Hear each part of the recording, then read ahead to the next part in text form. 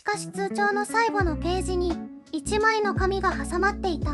そこには小さなメモが貼り付けられていた。2026年5月、韓国ソウルのある小さな工場街で一人の息子が父親の通帳を開いた。その瞬間、彼の手が静かに震えた。画面に映し出された残高の数字は想像をはるかに超えていた。息子はしばらくその数字をただ見つめることしかできなかった。父は20年間ずっと夜遅くまで働き続けた。家族との夕食をほとんど共にしたことがなかった。休日も工場に向かい、帰宅する頃には息子はいつも眠っていた。その繰り返しが20年間続いた。息子はずっと思っていた。父が残業をするのは自分の留学費用を稼ぐためだと、それだけが理由だと疑いもせずにいた。しかし通帳の最後のページに1枚の紙が挟まっていた。父の最後の給与明細書だった。そこには小さなメモが貼り付けられていた。手書きの文字でこう書かれていた。時間外勤務、取り消し申請済み。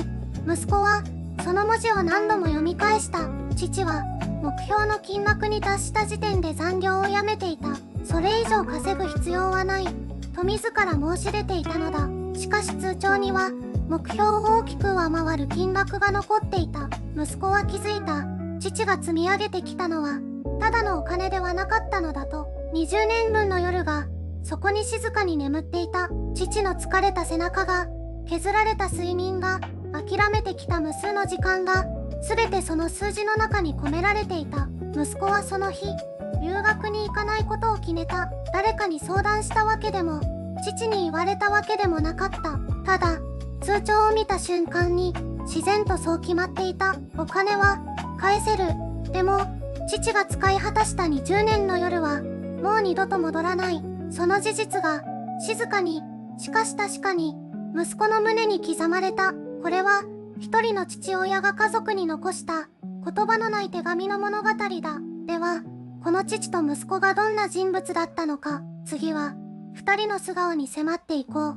2026年5月、ある息子が父の残した通帳を初めて手にした日のことを話そう。その日から物語は始まる。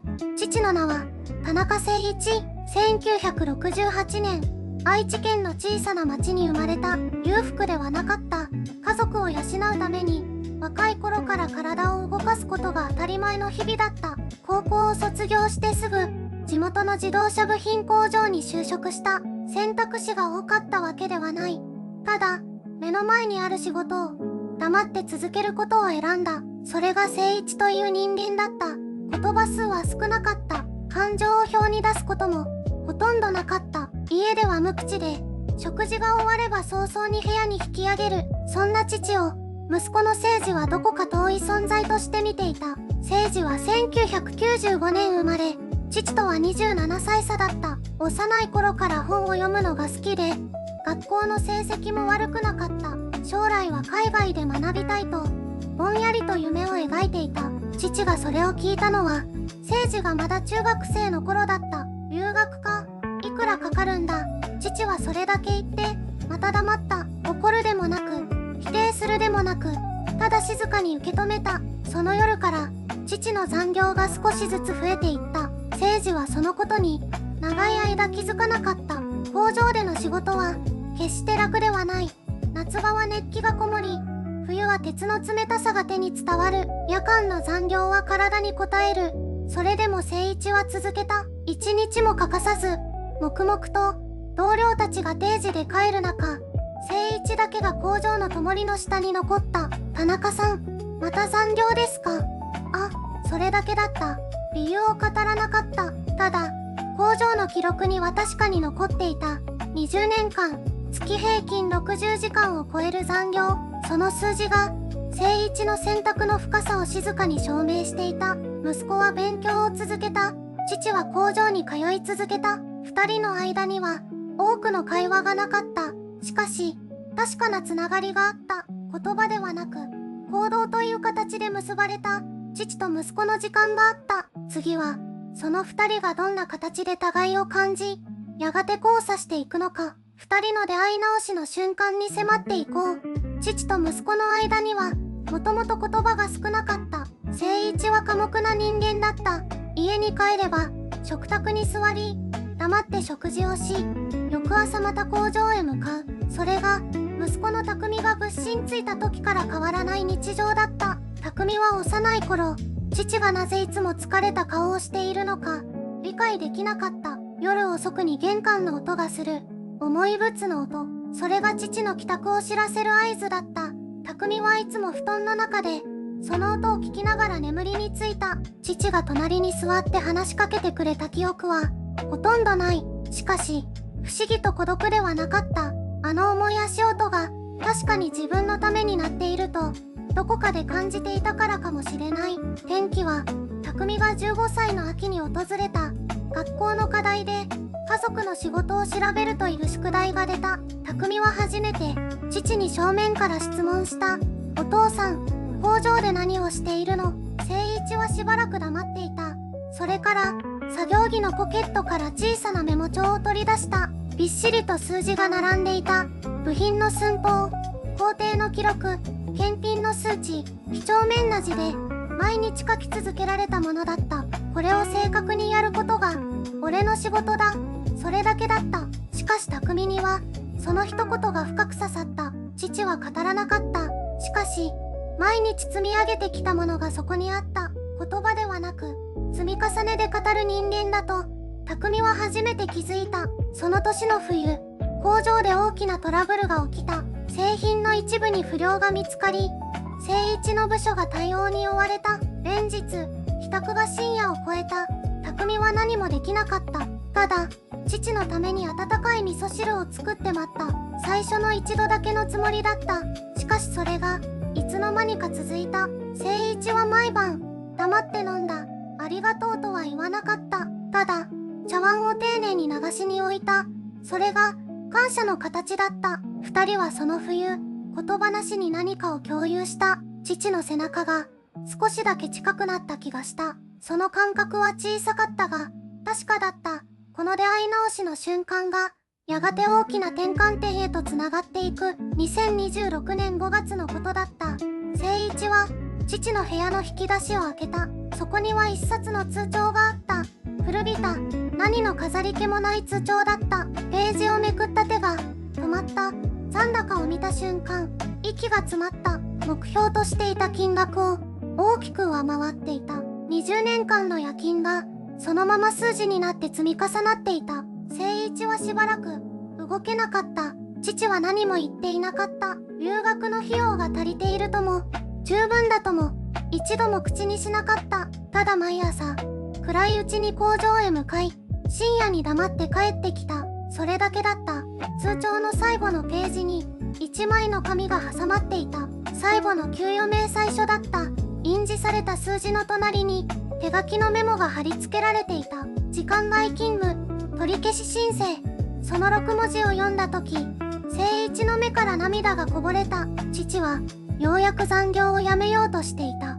息子の留学費用が揃ったからもう走り続けなくていいと自分に言い聞かせるようにあのメモを書いたのだろう。誠一は長い時間その紙を握りしめていた。留学に行くべきだとずっと思っていた。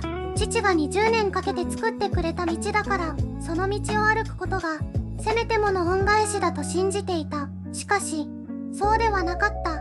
父が本当に望んでいたものは息子の海外での成功ではなかった。ただ息子に選択肢を与えたかっただけだった。どこへでも行けるように、あるいはどこにも行かなくてもいいように。誠一は決めた。留学には行かない。その決断は逃げではなかった。父の20年間を受け取った上での誠一自身の答えだった。翌朝、誠一は台所に立った。味噌を溶いた。豆腐を切った。父が帰ってくる前に碗を温めておいた。父は何も聞かなかった。通帳のことも明細書のことも。ただ碗を両手で持ち静かに飲んだ。飲み終えるといつものように丁寧に流しへ置いた。その夜二人の間に流れた沈黙は冬のそれとは違っていた。重くなかった。柔らかかった。まるで長い旅を終えてようやく同じ場所にたどり着いたようなそんな静けさだった。誠一は思った。幸せとは遠くにあるものではないかもしれないと。後、誠一が初めて父と同じ食卓に座ったのは小学校3年生の冬だった。その日、父は珍しく早く帰ってきた。玄関を開けた瞬間、誠一は驚いて教科書を落とした。父が昼間に家にいる。それだけで非日常だった。母は何も言わずに台所へ立った。しばらくして湯気の立つ鍋が食卓に並んだ。父は上着も脱がずに椅子に座り、じっと鍋を見ていた。誠一は恐る恐る父の隣に座った。父は何も言わなかった。ただ、誠一の茶碗に最初によそった。それが、誠一の記憶の中で一番古い、幸せ、だった。あの頃、家には笑い声があった。父ののぶとい声と、母の高い笑い声が、狭い部屋の中でぶつかって混ざっていた。誠一はその音の真ん中にいるのが好きだった。何も考えなくていい場所だった。しかしその幸せは予告なく終わった。誠一が中学に上がる前の春、父が工場で事故に遭った。左手の指3本。大事には至らなかったが、父はしばらく仕事を休んだ。その間、家の空気が変わった。父の表情が変わった。笑う回数が静かに減っていった。誠一はその変化に気づいていた。でも、何も言えなかった。子供には、触れていい沈黙と、触れてはいけない沈黙がある。父の沈黙は、後者だった。復帰した父は、それ以前より早く家を出るようになった。帰りはさらに遅くなった。食卓に父がいる夜が、また消えていった。誠一は成長するにつれ、少しずつ理解していった。父が奪われた指3本の話ではなく、父が守ろうとしていたものの話を、工場の夜勤明けに、それでも弁当箱を洗って出勤する背中の話を、あの鍋の夜が、今になって蘇る。父が上着のまま椅子に座り、最初に誠一の茶碗によそった、あの一杯が、幸せは、静かに来て、静かに去る。気づいた時には、もうそこにない。けれど、消えてしまうからこそ、人は守ろうとする。父が20年間守り続けたものも、きっとそれだった。誠一は今、思う。父の人生を支えていた柱は、お金でも夢でもなかったかもしれない。と、それは、もっと形のないもの、誰かのために立ち続けるという、静かで強い意志だったのかもしれない。誠一には、一度だけ、全てを諦めようとした夜があった。大学3年の冬だった。留学の準備を進める中で、奨学金の審査に落ちた。書類を揃えるのに3ヶ月かかっていた。それが、一通の不合格通知で消えた。部屋の電気もつけずに、誠一は床に座っていた。その時、電話が鳴った。父だった。飯、食ったか。それだけだった。要件も、励ましもなかった。ただ、それだけ、誠一は返事ができなかった。声を出せば、泣いてしまうと思った。食ってない。か。父は笑った。低くて、静かな笑い声だった。そうか。まあ、食えよ。電話はそれで切れた。誠一はしばらく、スマートフォンを握ったまま動けなかった。何かが、胸の奥でゆっくりと溶けていくような感覚があった。父は何も知らなかったはずだ。奨学金のことも、不合格のことも、誠一が暗い部屋で膝を抱えていたことも、それでも、電話をかけてきた。偶然だったかもしれない。ただの習慣だったかもしれない。それでも誠一には、父が見ていてくれているような気がした。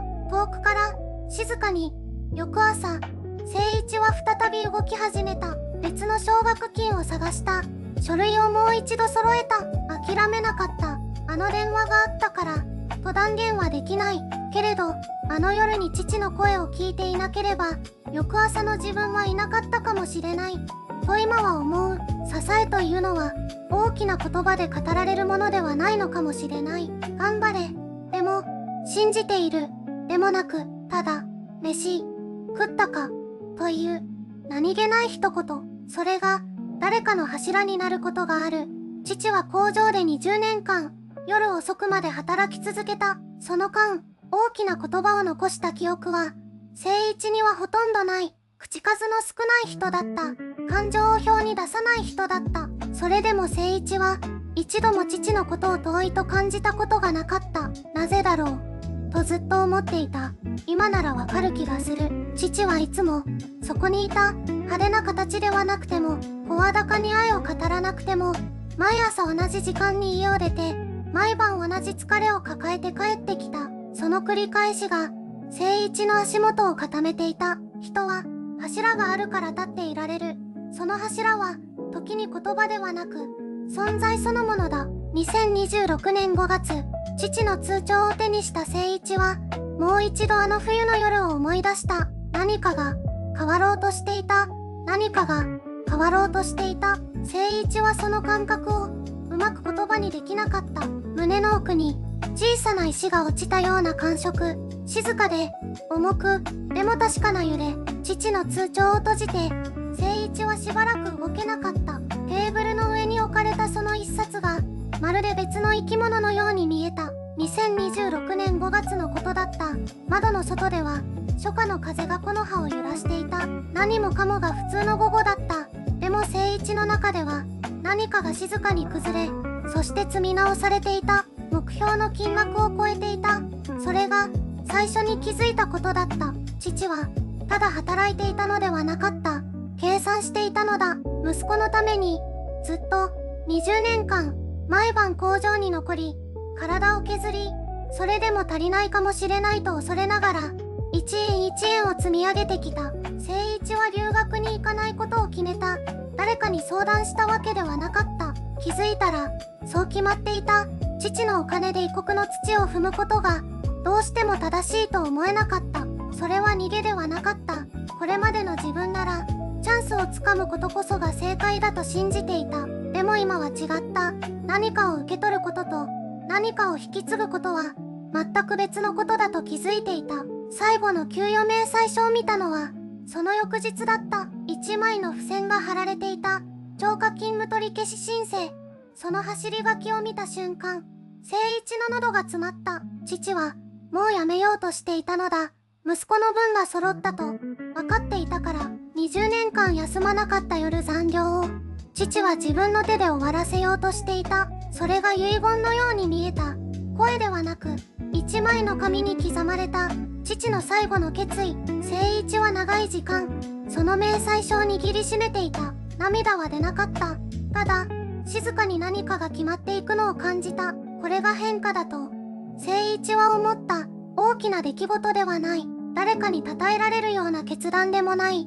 でも、これまでの自分と、これからの自分の間に、確かな境界線が引かれた瞬間だった。父が積み上げたものを、自分はどう生きるか、その問いが、誠一の胸に深く刺さった。答えはまだ出ていなかった。でも、問い続けることが、すでに変化の始まりだった。2026年5月、誠一は初めて、自分の足で立つ意味を問い直した。そしてその問いは、やがて一つの、静かな決断へとたどり着く。2026年5月、誠一は、父の通帳をそっと開いた。震える指が、最後のページをめくった瞬間、その数字が、目の前に現れた。目標にしていた留学費用を、大きく超えた残高だった。誠一は、声を失った。20年間、父が積み上げてきたもの。夜遅くまで工場に残り、体を削り続けた時間、その全てが、この一冊の通帳に刻まれていた。涙が出なかった。出なかったのではなく、出せなかった。あまりにも重すぎて、感情がどこにも行けなかったのだ。しばらくして、誠一は通帳の隣に置かれた一枚の紙に気がついた。父の最後の給与明細書だった。几帳面な字で、几帳面に折られていた。開くと、小さなメモが貼り付けてあった。手書きの、震えた文字で、超過勤務、取り消し申請済み。それだけが書いてあった。誠一は、その言葉の意味をすぐには理解できなかった。なぜ、今更残業を取り消したのか。なぜ、目標を超えた後も、父は働き続けたのか。そして、なぜ最後に、自らそれを止めたのか。答えは、少しずつ、静かに降りてきた。父は知っていたのだ。もう十分だと。息子が旅立てるだけの力を、自分はすでに私を得たと。だから、最後の残業を、自分の手で手放した。それは諦めではなかった。完成だった。父なりの、静かな完成だった。誠一は、長い時間をかけて、一つのことを決めた。留学に行かない。お金がないからではない。むしろ逆だった。父が20年間かけて作り上げたこの重みを遠い異国で使い果たすことが誠一にはできなかった。この通帳は旅の切符ではなかった。父が生きた証だった。誠一は通帳を胸に抱いた。冷たかった。でも確かに暖かかった。20年分の夜がそこに詰まっていた。父が残したのはお金ではなかった。問いだった。